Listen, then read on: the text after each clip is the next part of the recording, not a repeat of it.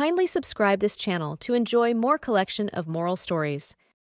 ఒకప్పుడు శాంతియుతమైన హార్మోనీవిల్లే గ్రామంలో బలమైన నైతిక విలువలు మరియు తిరుగులేని ధైర్యసాహసాలకు పేరుగాంచిన పిల్లల సమూహం నివసించేది. ఈ పిల్లలు ప్రతి ఒక్కరూ వారి ప్రత్యేక బలాలు మరియు లక్షణాలతో సరైనది చేయడం మరియు న్యాయం కోసం నిలబడటం అనే భాగస్వామ్య నిబద్ధతతో కట్టుబడి ఉన్నారు.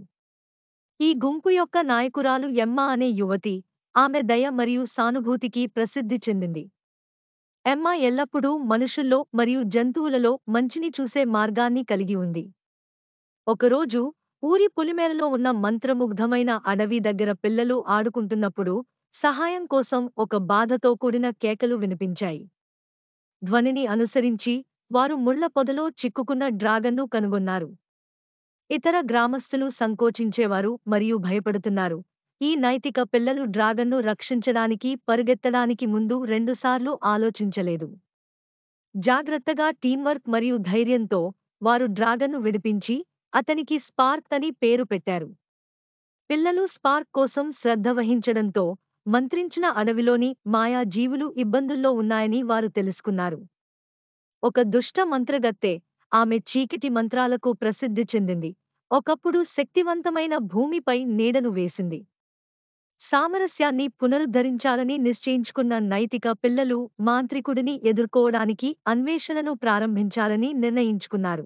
వారి ప్రయాణం వారి నైతికత మరియు ధైర్యాన్ని పరీక్షించే సవాళ్లతో నిండిపోయింది.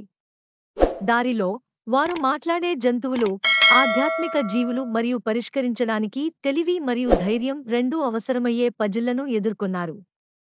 ప్రతి బిడ్డ యొక్క ప్రత్యేక బలాలు అడ్డంకులను అధిగమించడంలో కీలక పాత్ర పోషించాయి.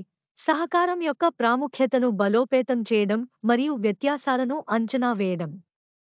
మంత్రగత్తె యొక్క మోసపూరిత ఉచ్చులు మరియు భ్రమలను ఎదుర్కొన్నప్పటికీ నైతిక పిల్లలు వారి సూత్రాలకు నిజం. దారి తప్పిన వారి పట్ల దయచూపి, విముక్తి కోరిన వారికి క్షమాపణ చెప్పి, అన్యాయాన్ని ఎదిరించి తిరుగులేని ధైర్యసాహసాలతో నిలిచారు. మాంత్రికుడితో జరిగిన చివరి ఘర్షణలో ఆమె హృదయం నొప్పి మరియు ఒంటరితనంతో నిండి ఉందని పిల్లలు కనుగొన్నారు.